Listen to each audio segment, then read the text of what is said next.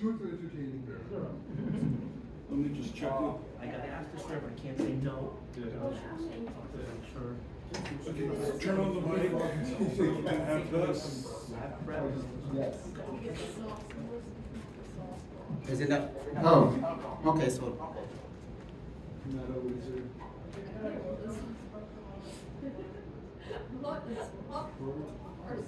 Alright, guys. Let's see. Yeah, I gotta. Can you mute your, Lexi? Can you mute your, machine? Where are your students? Are they online? Here we are. There? I see quite a few in Oh, they're, are online. they online? Come on in, get started, hey.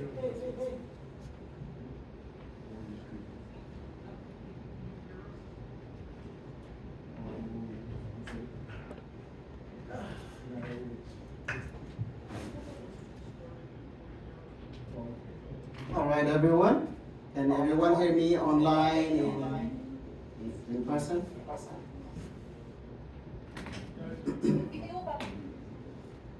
Alright, wonderful. So before we start the actual hands-on, first of all, thank you for everyone for coming. Hopefully you learned something in class. I have presented a few slides here, and it might take us about 10, maybe 15 minutes before we do the actual presentation hands-on on a SQL Server. So it will give you a general idea how data is important, what is going on in current trends, and how we can protect our database systems. I remember a long time ago, I learned about what has happened in September 11th from Professor Vargas. A lot of companies had a lot of money in their bank, hundreds of millions of dollars, but because their head office could be on the North Tower and their backup in the south, or vice versa, and when those two twin towers went down, even though they had a lot of money in their bank, they were not able to survive because of their database problem. So we're gonna go a little bit about the importance of database systems and the data itself and how we can protect it, what has happened in the past few years, and what the industry, special interest groups are saying, and a lot of studies has happened related to data, and you will see in the next few slides.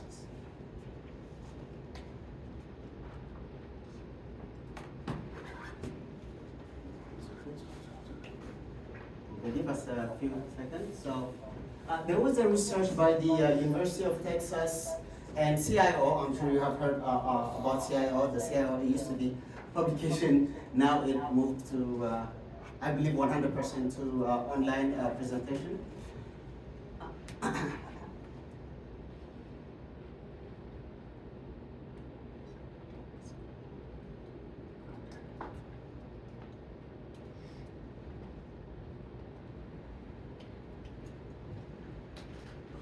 All right.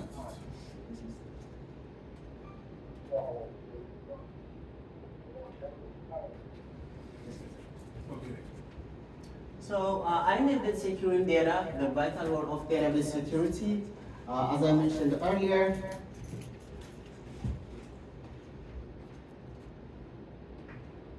data is everything almost in every organization. Without data, there is nothing that they can accomplish regardless of the amount of money they have or the amount of people they have. It's echo.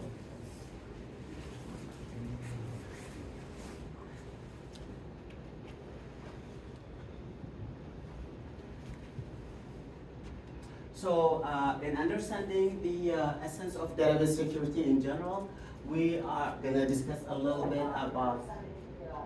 Is there anything I can do about this?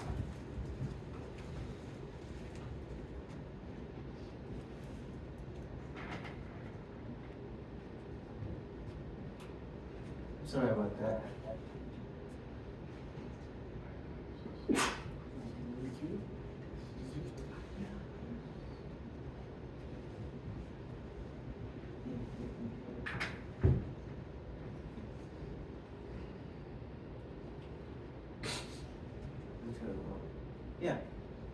Thank you.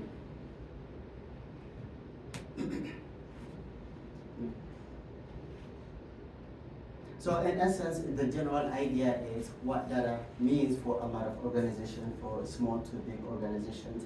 And if they don't take care of it, if they don't secure it, if they don't enhance it, or if they don't do backup, if they don't follow a proper privilege grant process or revoke process, they could be in trouble.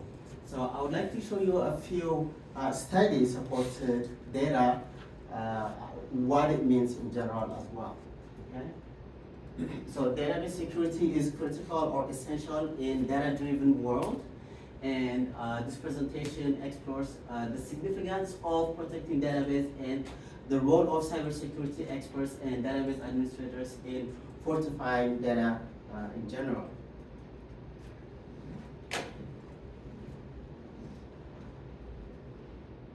So if you do not have a secure database, you are in trouble. A lot of organizations say they have not been hacked, but in my opinion, maybe they don't know it yet.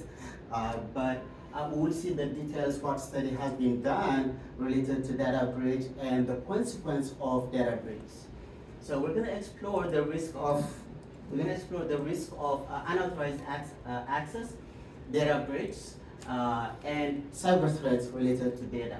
We're gonna discuss the financial, reputational, and operational consequence faced by organizations across the world related to cybersecurity lapses or security lapses. And we're gonna discuss a little bit also about recent and historic incidents, including the impact of data and data loss on business after, especially after September 11, what has happened, as I mentioned earlier, a lot of organizations had hundreds of millions of dollars in their account, but because of their backup, they were not able to survive. And I would like to mention a little bit in my workplace early in my career. This was what happened to AARP. The location is in DC downtown 6NE, and we were insured with at least two insurance companies because of the size of it and related to the Twin Towers. AARP has two buildings on 6 and E. So the data center in one building and the other one in the other building. So the insurance companies literally came, said, your insurance is gonna be like threefold. Well, we cannot afford it, it's a lot of money, what can we do about it? Well, first of all, it is the location at that time in 2004 was prime target. We all know what happened around that area and the fear. Fortunately, we had office in somewhere in Virginia, I forgot the city, and in Fort Collins, just outside of Denver, Colorado.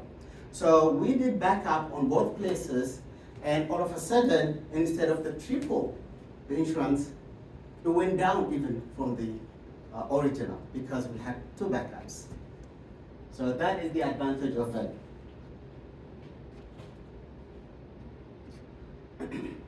So inadequate database security is very crucial, and it costs a lot of organizations their business, money, and reputation. This is a study done by the University of Texas and the CIO magazine. It literally blew my mind when I read this. I put the link here. You can see it. You can look it for yourself. But it says 94% of the companies suffering from catastrophic data loss did not survive. 94%? Did I say more? But let's review a little bit further.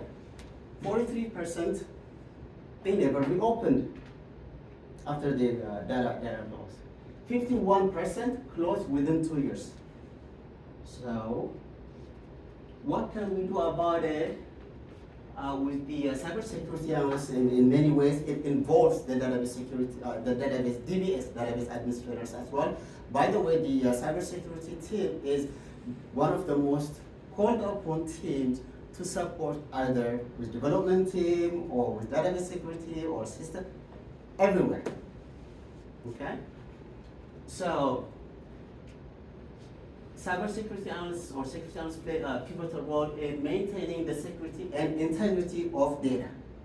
This is you, right? And the responsibilities include implementing security measures, access control. We're going to discuss about, in the demo, we're going to discuss about privilege, different privilege. As you know, database can have hundreds, if not thousands, types of tables, and several databases. And so actually, the average, more than 300 database is available. Well, the average organization has more than 300 databases. Okay? If we go a little further, like Amazon with their AWS, how many data centers do they have? The average, do you guys remember? Worldwide? A lot. 350? I was like, okay, 350. That is a lot, but it is to accommodate all these services with their cloud services, for example. Uber is possible because of that. Lyft, remote brain surgery. The first time I heard about it, like, remote brain surgery, how is that possible? But cloud computing helps for that. Okay, so we have to implement security measures.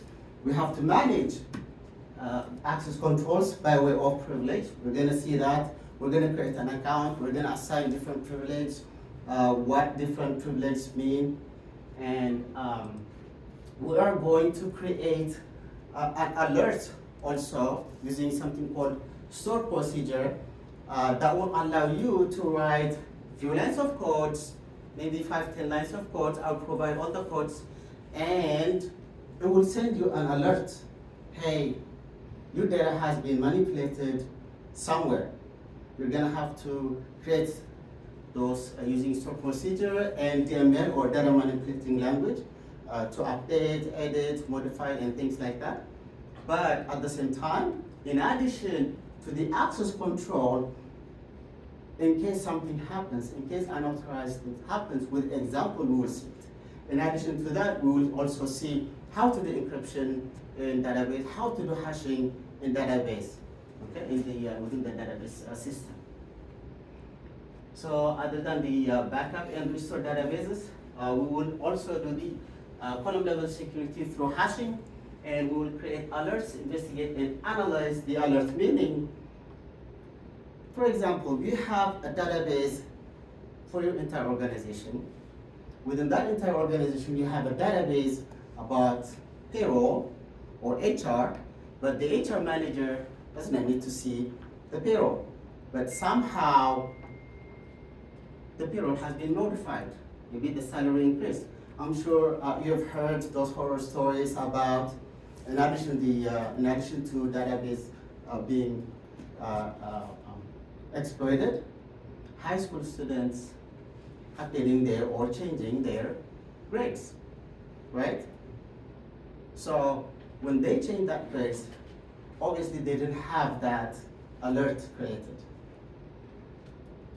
So when we do investigation, we're gonna do the who did it aspect of it. Obviously you're familiar with employee ID or student ID and things like that. In database, we use the IDs very extensively, okay?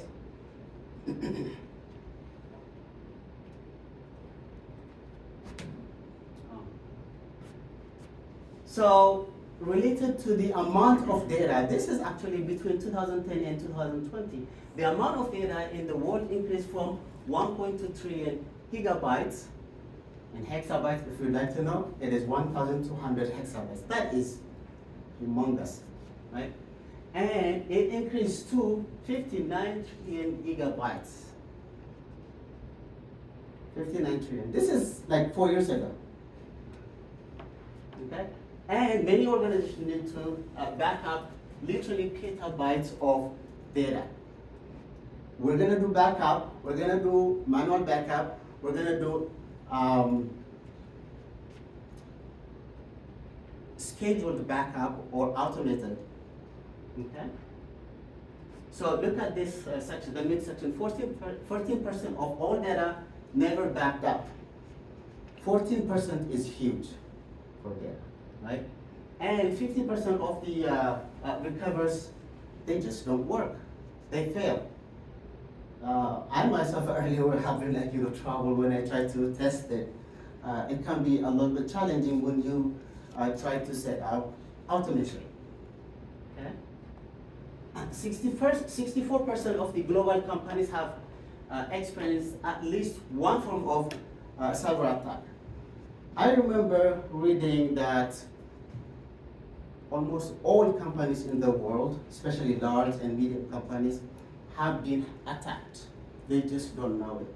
So, but in this case, even 64% is huge.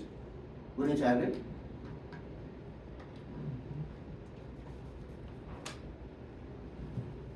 And then when they move to cloud type of service, cloud database or Elastic or things like that for the database, 42% of the organization went over their cloud budget at the end of 2020.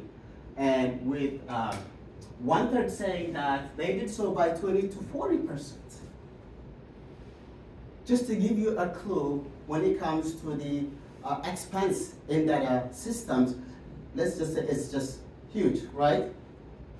You increase that overhead being 20 to 40%.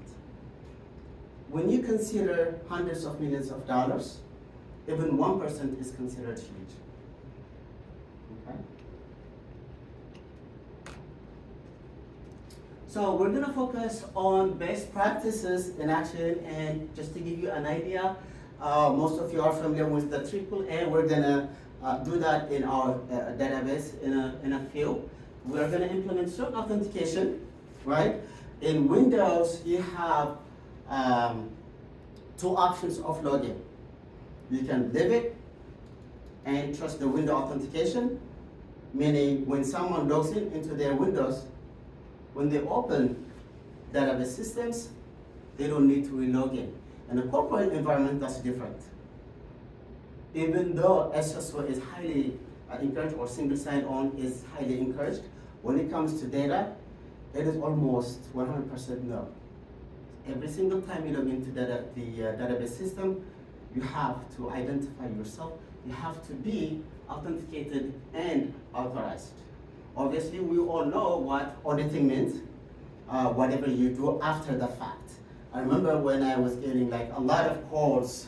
I used to work not remotely, but the office was in Reston and working in DC downtown, and 3 times a week or 4 times a week kind of thing. So I used to use a lot of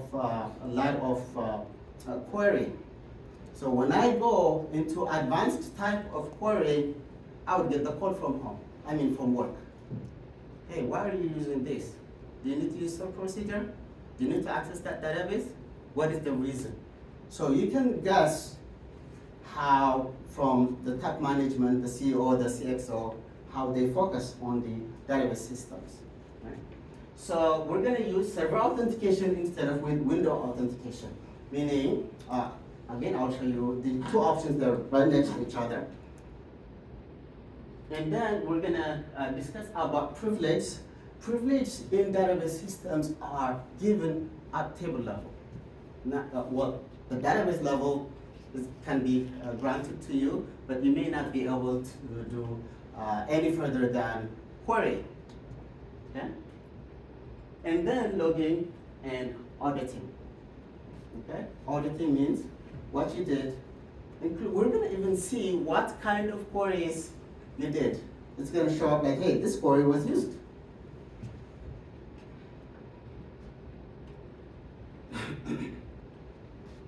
Best practice part 2 is enforce encryption protocol for data at rest and data in transit. We all know what data at rest means.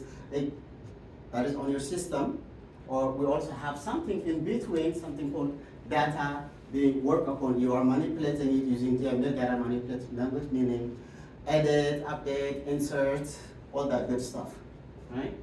So I would like to mention a little bit when you do backup. After the full backup, you can do transactional or incremental backup. Does anyone know the difference between transactional and incremental? So every time you do backup, the first thing you do is full backup, correct? And then you do incremental backup, meaning whatever has changed after you did the first backup. And transactional backup is when users, for example, if we use Amazon or Walmart databases, transactional backups are updated related to the transaction, what did you purchase, right?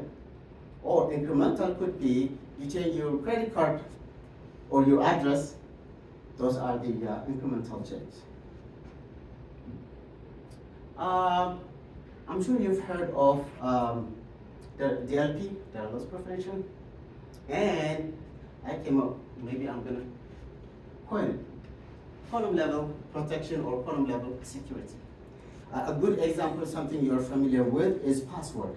Password by default are hashed and stored, correct? That's why when you call like, hey, I forgot my password, they don't give you, oh, you know, I can see it on the system, this is your password. They don't do that, right? Because it is hashed. They cannot reverse it. They cannot see it, okay? So we will do hashing. Essentially, you can do hashing almost anything, your address, your name, and things like that. But we're gonna do hashing on sensitive columns, such as credit card or username. Maybe the client doesn't want to have their phone numbers like in easy manner, but we can do that also.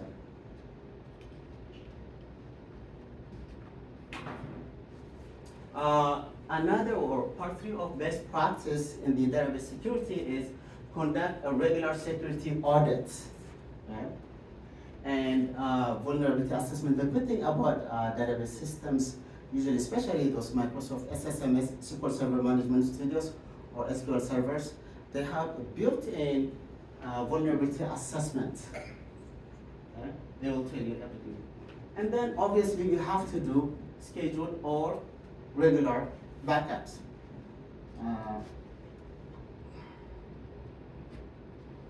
And I believe this is the last best practice we're going to discuss. But the first one is establish user access control and monitoring. That is how I used to get, like, you know, the call when I access very sensitive data, or if I use advanced type of querying, I would get called, hey, why are you using this kind of tools or query. Avoid privilege creep is one of the best parts, meaning when you grant privilege, it is very easy to accumulate privilege, especially those who work in an organization for several years.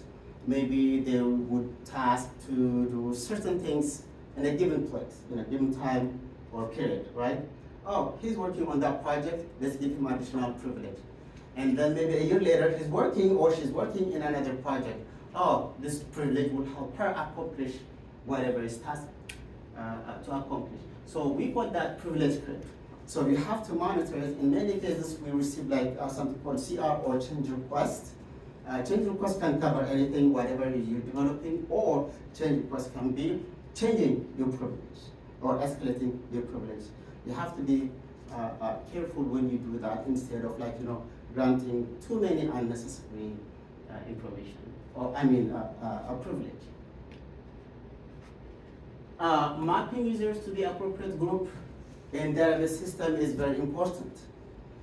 That means if you remember, in AD or Active Directory, we call it OU. In real world, that OU or organizational unit could mean department or office or agency or a sub-office, right? So if you have, for example, a person working, let's say an accountant, working with the engineering department for a certain project, you assign additional privilege. You provide the privilege that help them, like, you know, accomplish their tasks, right? So we have to be careful about that. On the other side, can you help me what it's called, by the way, when you limit the privilege? When you limit, instead of giving all kind of privileges, you just give them the privilege they need, but nothing more. The principle of least privilege? Yes. Yes, PLP, principle of least privilege. Okay, you give them all the privilege they need to accomplish their task, but nothing more. Okay? So we can implement monitoring systems for proactive threat, including IDS within on a database, but a database system will allow you also to create your own, like alerts, like I mentioned earlier. You can write a few lines of scripts to create stored procedure-based alerts. Hey, that database, the salary database has been modified. And then you can see that user has modified this and he used this word. That is analysis and investigation. And yeah, this is implementing detection methods, and we'll create alerts finally. So that being said, oh, I have a couple more, I guess. I think I should put this on this side. When I turn that way, it goes. Okay? So when I say empowering tomorrow's data guardian, you. Okay? Like I said earlier, you are one of the most called upon teams in any department. Okay? I'm talking including database systems or development systems and things like that. So we'll discuss in conclusion about robust database security systems, essential in safeguarding vulnerable information. Okay? And cybersecurity experts in database are the guardians of data integrity, and they play a crucial role in implementing best practice and staying vigilant against emerging threats.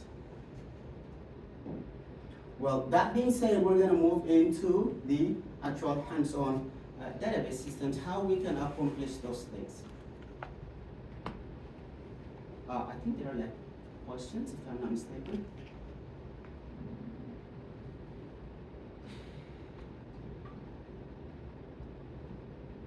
Oh, I see.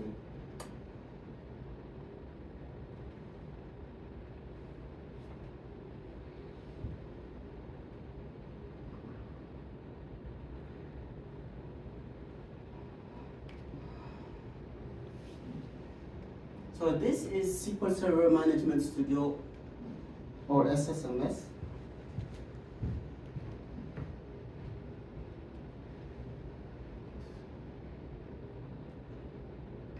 While he's fixing that, can I ask a question? Yeah, Are these sure. Databases that you're working with, are they in the cloud or on-prem or both? On-prem, yeah, cloud kind of catch up after I switched career, but yeah, it's on-prem. Yeah, it's server room data center, but we were able to access it remotely, but it was not really cloud.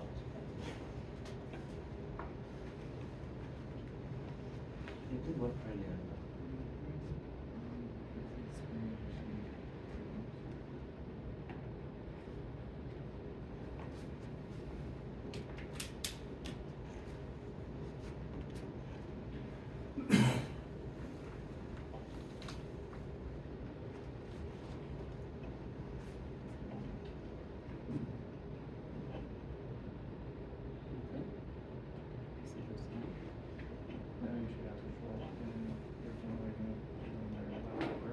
Yes, because it is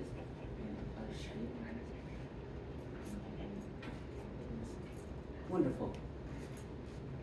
But before we get here, okay, I was asking. This is fine, by the way. We can start from anything.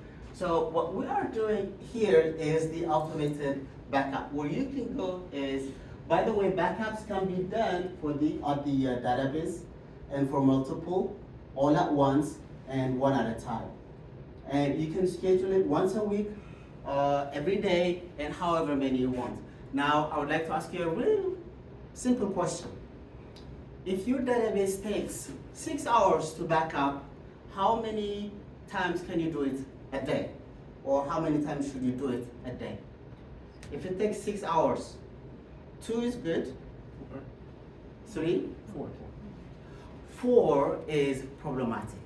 I do understand what you're saying 4 because you divide 24 to 6 and you get 4. But there is always overhead. It might be a minute, it might be 10 minutes to finalize the backup. So it's not a good idea to back up. To begin with, a lot of organizations, if they manage it on a daily basis, that is good enough. Okay? But just to give you an idea, just because it takes 6 hours, it doesn't mean you can do it 4 times a day. Or if it takes 4 hours, it doesn't mean you can do it 6 times a day because of the overhead time. Why do you need to do these full backups if you can do transaction-based backups? That is a very good question. In transactional backup, it takes a lot more shorter time, okay? Because you already have the full backup, and when you do the transactional backup, it only backs up whatever has changed for the transaction. So it will take a lot shorter time. That is why you can do it. Yeah, your question is why can't you do it? But actually, yes, you're right, you can do it.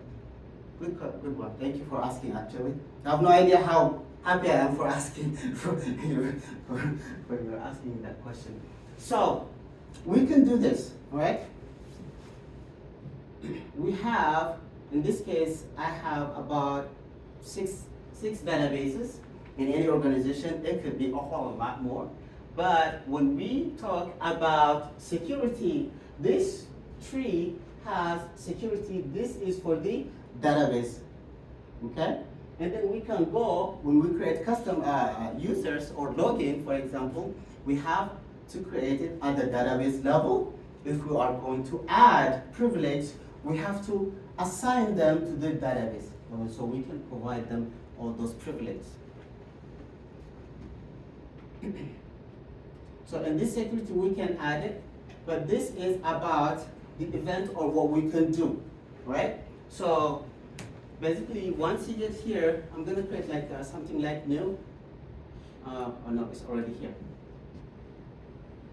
So this is daily backup 11/20/23, and description is very important for anything, right? You guys know, right? In case you leave, in case you get promoted, in case the next person, you should consider for the next person who replaces you to make it a little bit easier what you're doing, especially during configuration, any type of configuration, and especially in this one, the description. So I can write like any type of description. Daily backup starts at 3 a.m. Okay? Or with the date, since we have the date on the name, and we also have to add the database name. In this case, let's say I'm going to back up the Northwind. Okay, 3 a.m. for the Northwind database. Now, you see this calendar? This calendar, you can modify it. Click on that calendar. The name is here, recurring every day, recurring every week. Every time you change the timing, whatever is available to you is gonna be available.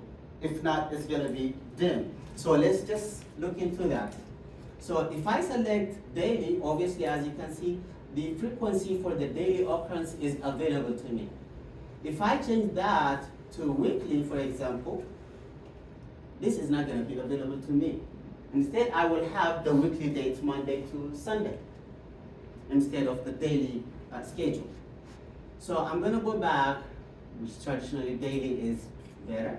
So we're going to have to go to daily, and we have here at 12 a.m. It's a good idea to kind of back up whenever your system is less utilized by your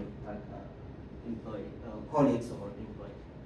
And you can start date whenever you like, usually the current date, but it is also a good idea to leave no end date with this option. No end date, but if you like, you have also the option to do with the end date. Okay? So notice how this description changes whenever I change the time or the date. Right now it says occurs every day at 3 a.m. Schedule will be used starting 11:30. But if I change this, for example, you see how it switched from 11:30 adding and the end. But we're gonna do this no end date. Click OK, and we have this right now. Plan, subplan. We can run this. By the way, what else can you do? Surprise, surprise. In case this fails, I do understand, like, it also has the paging system, but it can email you or it can text you if it fails. But you can create custom alerts. Hey, database that was set up at this time for this database name has failed. It's a lot more meaningful to easily understand it instead of just, hey, database backup failed. Which one?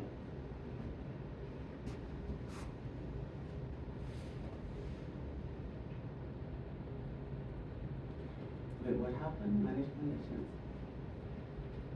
This is weird.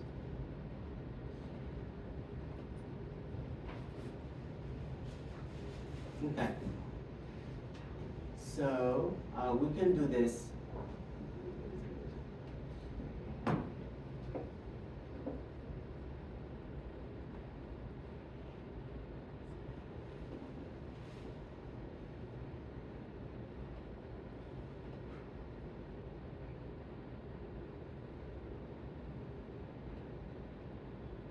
Okay. So let's do. Let's do the other tasks, for example, like backup, the easy ones.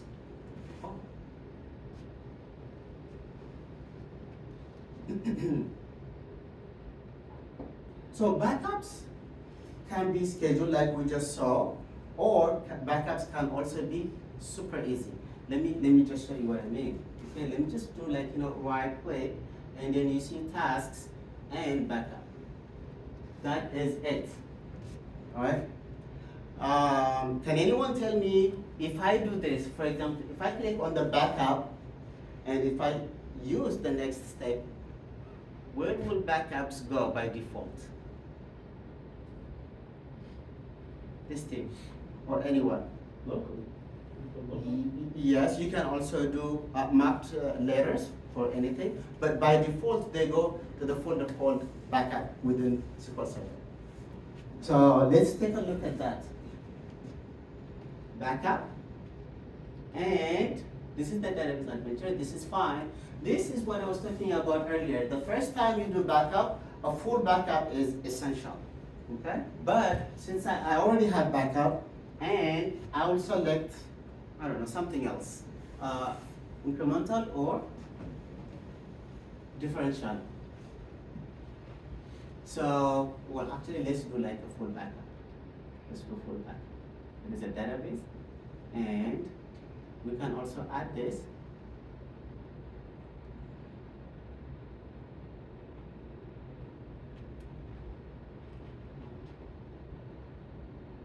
You can see the OK.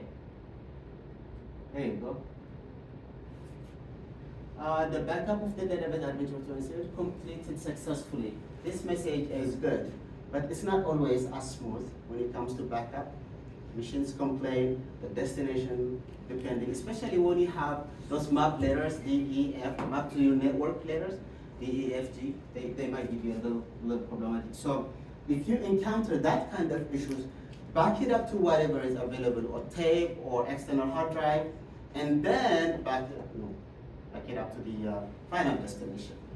It's also a good idea to set up like a 7-day daily backup, and then by date, Monday, Tuesday, Wednesday to Friday, and then circle back to Monday, Tuesday, Wednesday, Thursday, Friday, deleting the previous backups. Otherwise, we saw the hexabytes, terabytes, we saw like, you might end up like with a lot of systems. How about restore backup? So again, instead of on the actual database, I go to the instance in that database, right? So I can select this restore database, and it will give me the option, okay, where would you like it to restore from, all right? Where would you like to import it into this system? So I click, it is a database, but instead I select the device, right? Because obviously it is stored somewhere, correct? So we're gonna go to that tab. So device, we're gonna click on this little ellipsis here. And then, right now we don't see anything, we can add.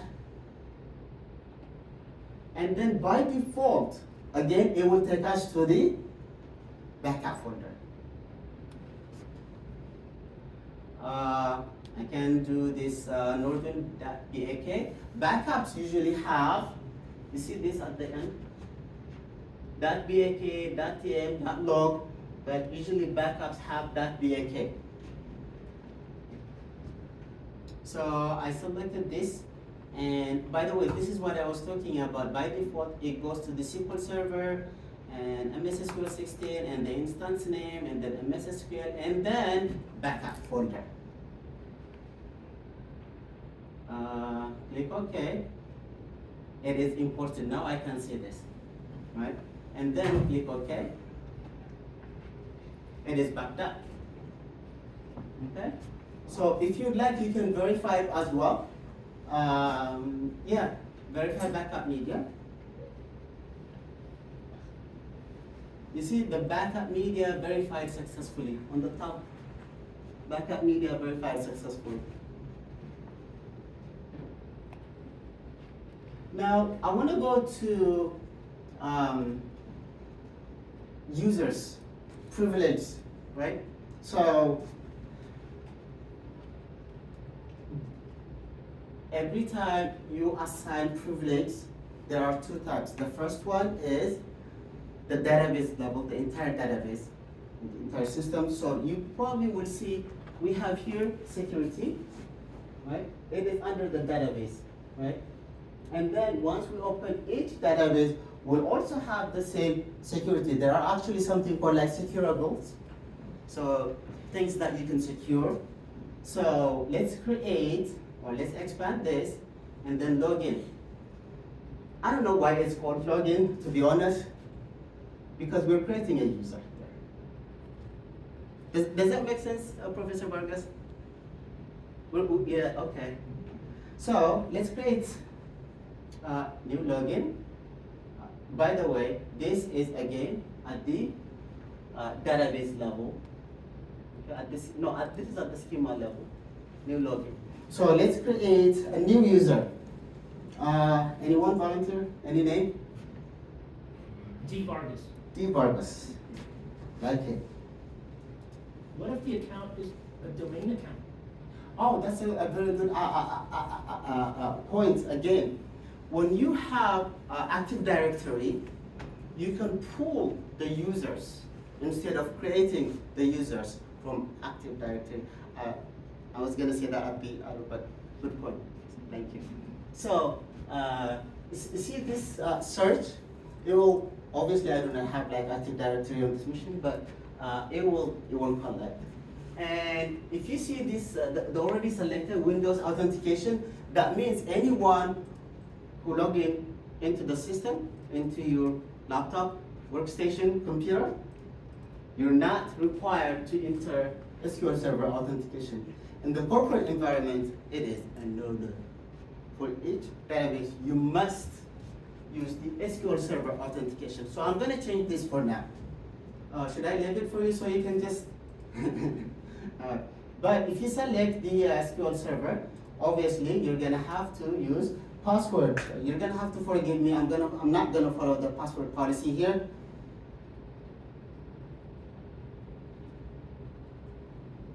Now, what are these means? You see, enforce. By the way, if I go back and select Windows authentication, please notice this, how they may change. It's not gonna be available. So this is for the SQL. So we can select enforce password policy. We all know what password policy is. You know the law. Yes.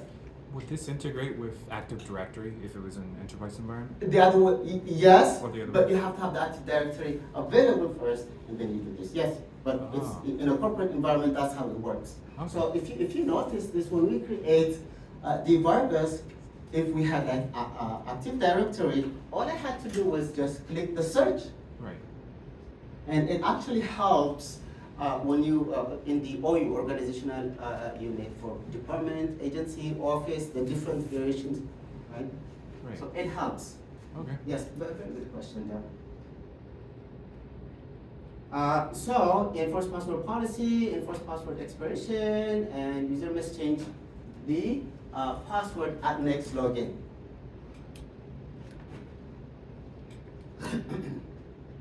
That means I would somehow communicate with Professor Vargas to let him know that, hey, this is not gonna be forever kind of password the moment you log in, change it. By the way, a long time ago, it was very common when someone just forgets their password. Hey, I forgot my password. Oh, just don't worry, I'll take care of it, and just log in and hang up the phone or anything like that. It's not like that anymore. It is not. Whenever someone logs in, it is considered as incident. You have to log in. Maybe someone like is logging in from somewhere, and you never know. You never know unless you do the full investigation. But you see the change to how security has become a lot more sensitive in a sense, you know.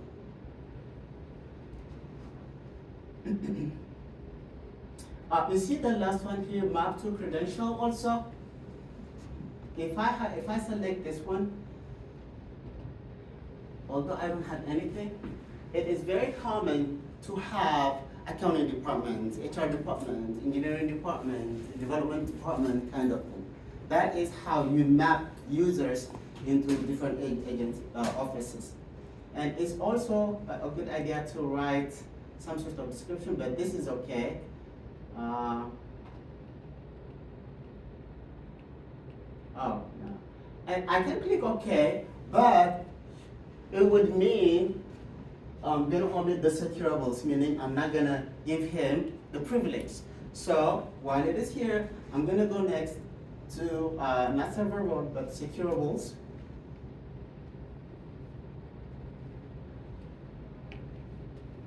Oh, let's yeah, I don't have that, so let's create him first, and then this is the security, that is the login.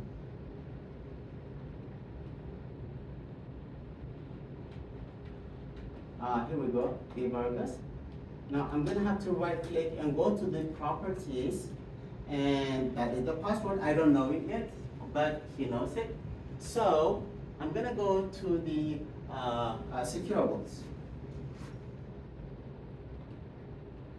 Now this is where privilege kind of get a little bit, confusing, because on the permission, every single table is listed here, right? So you assign based on the tables, right? So how about the actual grants? So when I select, let's just say I'm granting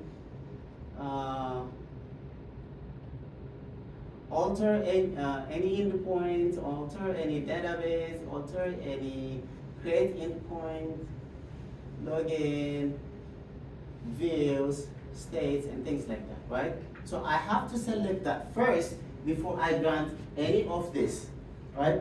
Now let's understand what it means. We have grant with, and with grant, and deny. Obviously, deny and grant are easy to comprehend, but when we say with grant, it means that person can also grant another user the privilege.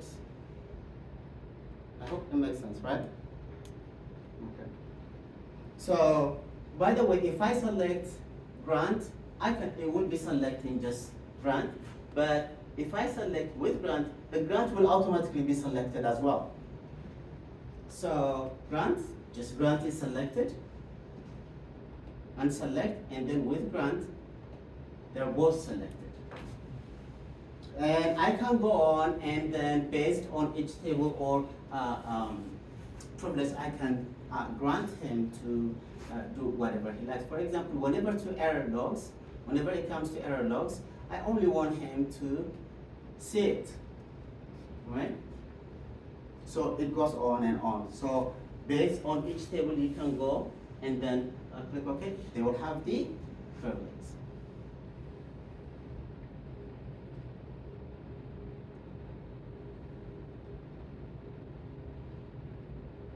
So let's review certain types of, okay, create again, the same TV, and what else? Oh, hashing. Let's take a look about hashing, what we can do with the hashing or encryption. Well, they're not the same, but we'll do hashing first, okay? So if we see the first one, we're not hashing anything on the table. We just to test it, we are, hey, a SQL server, I want you, the hash, this is the syntax, by the way, the entire syntax is that. If anyone is interested, I'll make it available. And hey, SQL server, I want the version number, right? The at sign, it always is asking about the version, the user, when we use two @. I want you to use, the hash byte is the syntax, I want you to use SHA-2, and I want you to encrypt that. I am a top secret data, please hash me, right? And then present it as secret data hashed, right? So let's take a look. I'm gonna run this.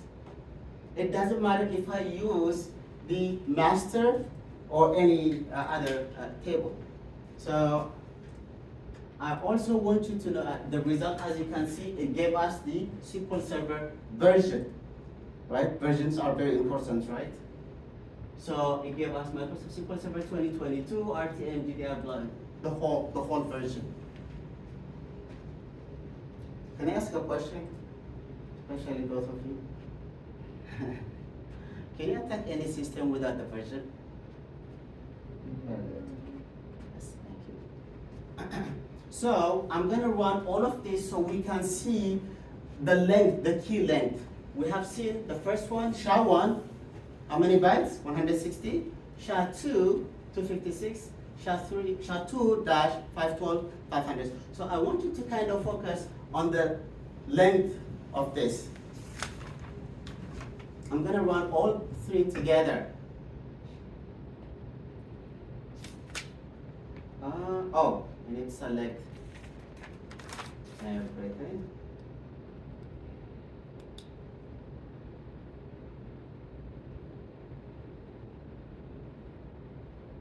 Select.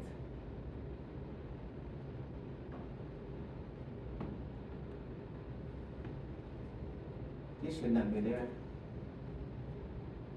Should work. So we have 512, 256, and 160.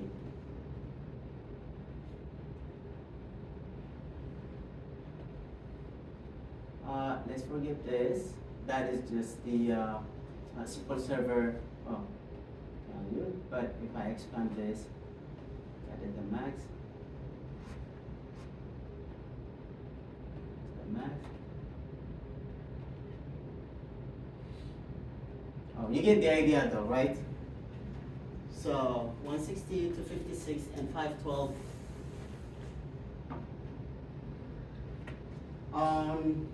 How about column level hash? Let's just go a little bit further. I have some examples.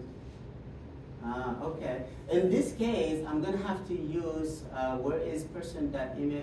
I think this is AdventureWorks. I'm just gonna use AdventureWorks. Oh, here it is. 2017, and then go.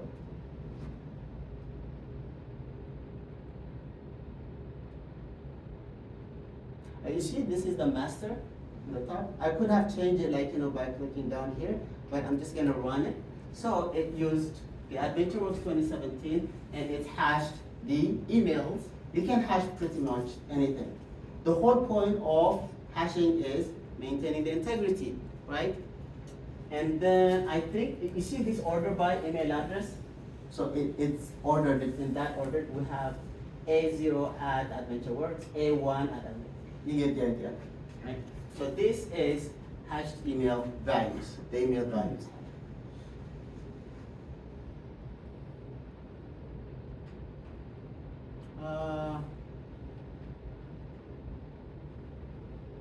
All right. This is the encryption for the entire database. We're gonna have to do this first. We're gonna have to select the database and then run this. So what we're saying is use the master instead of AdventureWorks 2017 or Nordwind, right? So use the master and create master key encryption by password, and then we add the password in single quotation, all right? And then create a certificate class dash cert, that will be the name, and we subject class encryption key. But once you run this, make sure you back up your data. Otherwise, it's gonna complain. Let's see how it complains with its issues.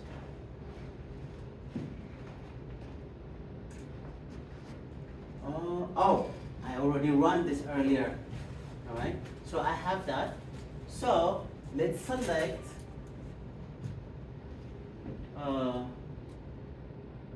Built-in managed. Oh yeah. You can also use this built-in managed database. Okay. So for each database, if you go.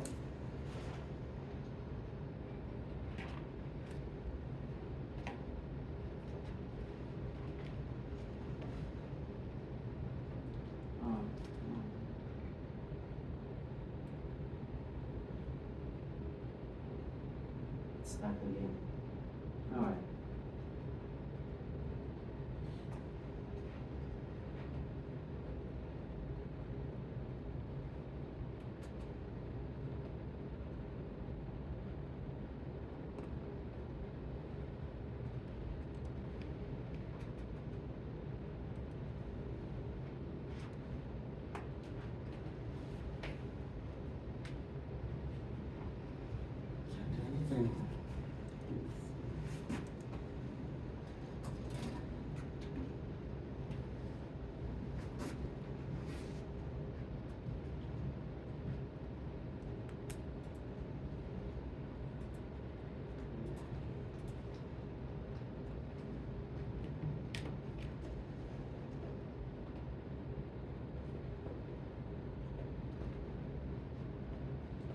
So if I right click on this one, and then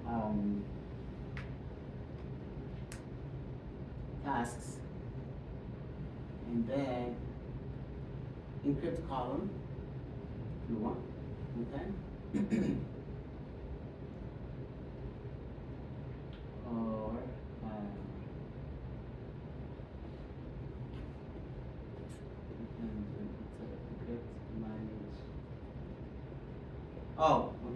manage database encryption.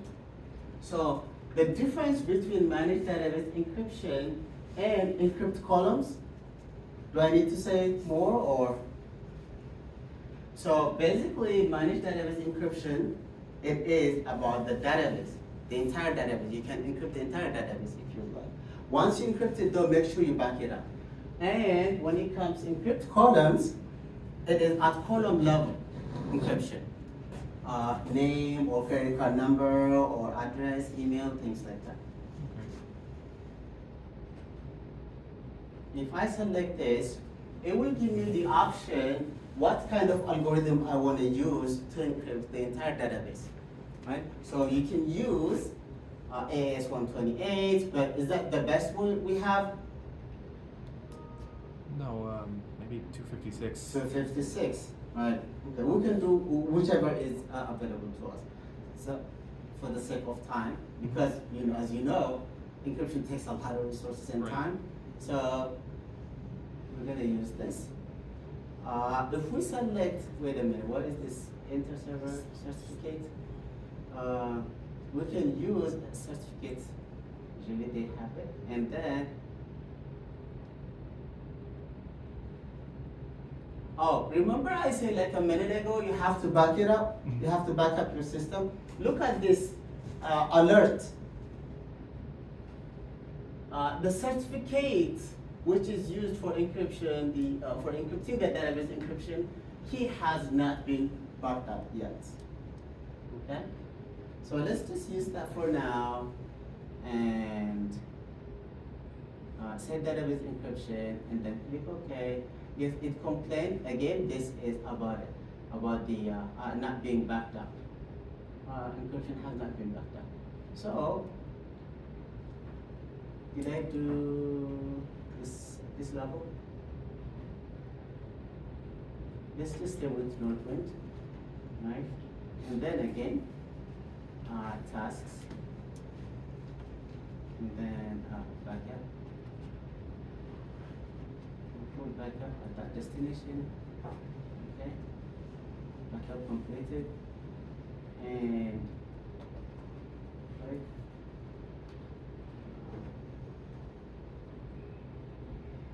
Tasks. And then let's do again for that. Enter certificate. This.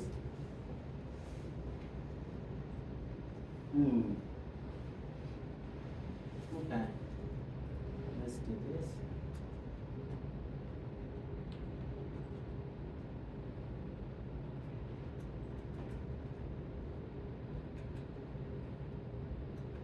We enabled column level encryption. Okay? So you might be surprised to see every time you do this kind of image showing up in SQL Server. There is no difference if I click next or if I click this column selection. Okay, it will just give us the option. So what would you like to encrypt? Maybe products. Yeah, product. Where is?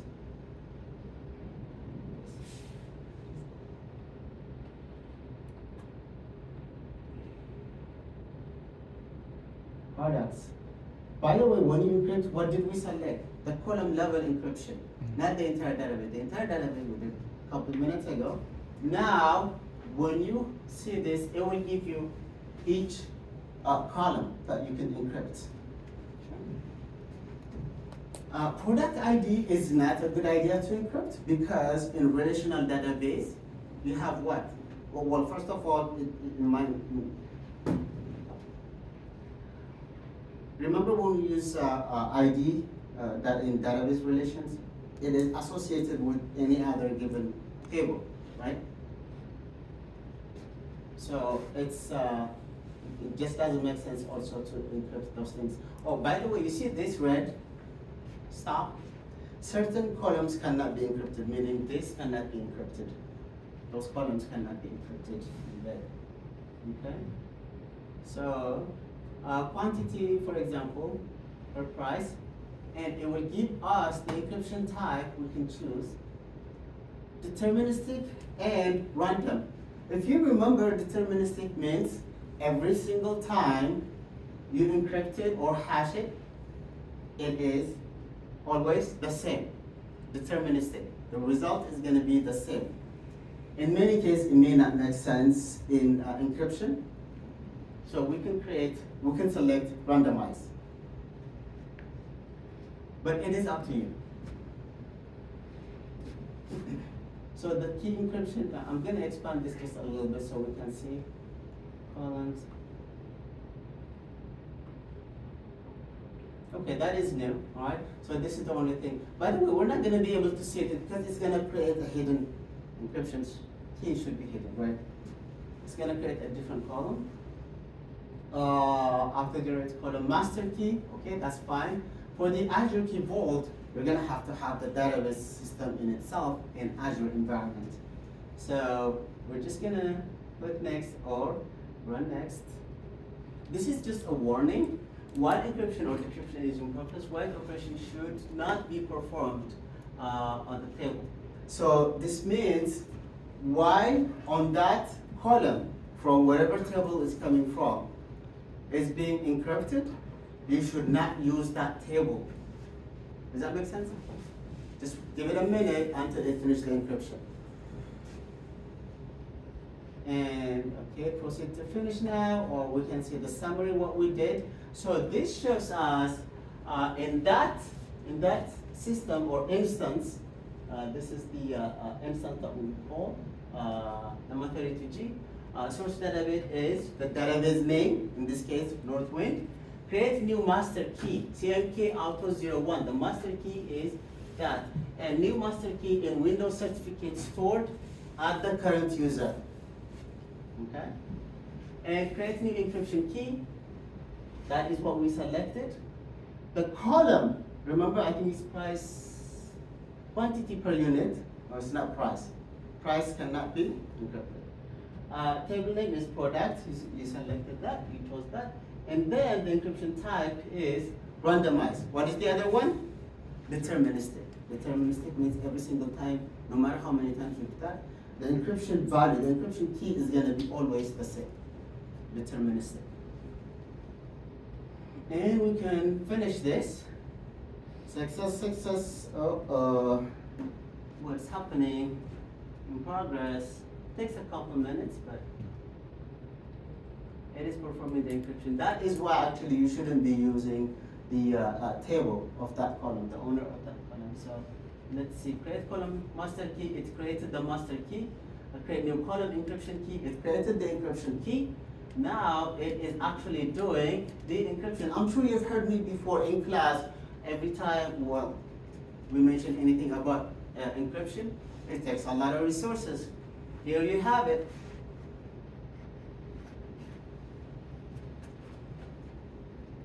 Voila, everything passed. That column has been encrypted successfully. Okay? All right, we can close this now. What else do I have?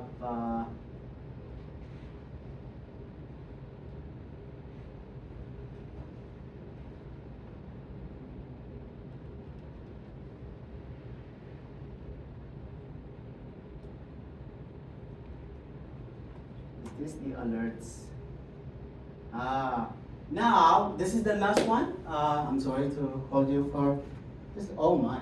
All right, this is the last one. So, this is a stored procedure. We're going to create a stored procedure that will help us. That will help us create an alert.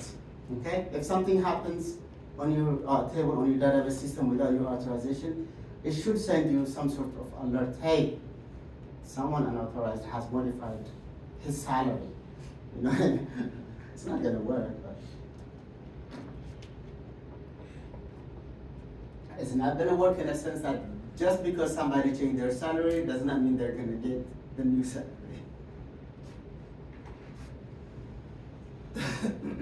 Since we are at the master level right now, we're going to switch to Northwind. So use Northwind Go will enable us to do that. It change it. And if alternatively you can do this, you have this to change it. So creating a trigger reminder, so we're gonna create, basically what we're saying is, this is a keyword, okay, create trigger, it's keyword, to create store procedure triggers, right? So we named it trigger reminder. So on the table name orders, that is inside the Northwind, if for any update that takes place in there, alert me as with this message. Okay? So we're gonna run this just to create the store procedure. It's just gonna run, it's not gonna do anything. It's gonna be stored in the Northwind database. So anything, when anything modification happens to the orders table, it will send us an alert. All right, it is created. Now, let's try to change anything inside the orders table. Let's verify first something, okay? So inside this right here, what do we have? Inside the orders, let's just say, how much is this freight? 179.79, right? That is the cost. We're gonna change that at some point, right? But for now, we can see, hey, just what's the value of this order ID? 10248, 10248. And then we're gonna see the freight. And we're gonna change the freight. At this point, even if I try to insert this right,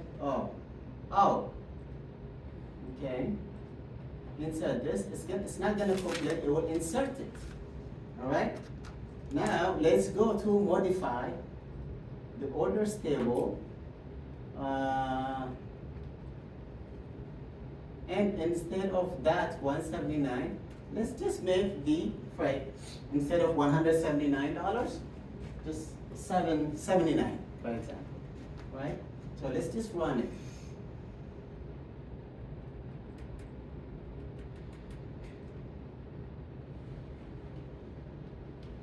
You see the alert?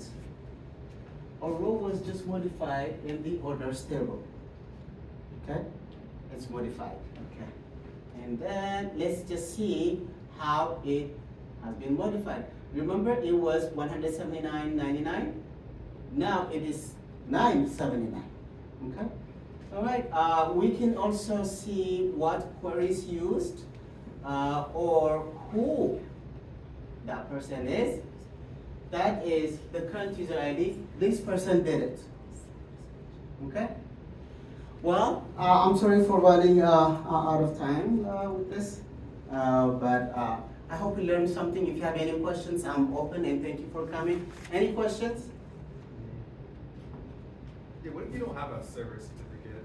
Once you like, Oh, usually,